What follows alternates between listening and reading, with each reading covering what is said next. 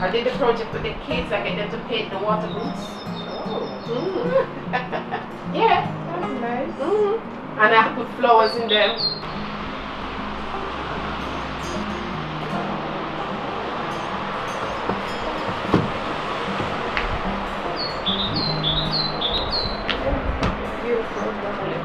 You are stronger than any obstacle.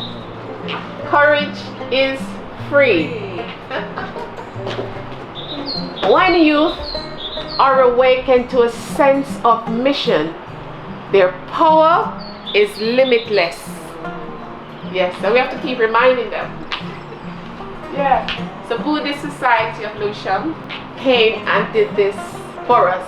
Volunteered the time and paint this amazing winter garden. So it's for the community to use. We get flowers recycled from Sainsbury, bring them back to life. We have some ones here now with him. Lily tulips. I don't know if it's that time of the year, but we do have some seedlings here. So we're going to plan the day and come back and get planting again to get our garden ready for springtime. So it's all about well-being, and it's all about giving back to the community. And this is giving back by nature. So yeah, the journey continues.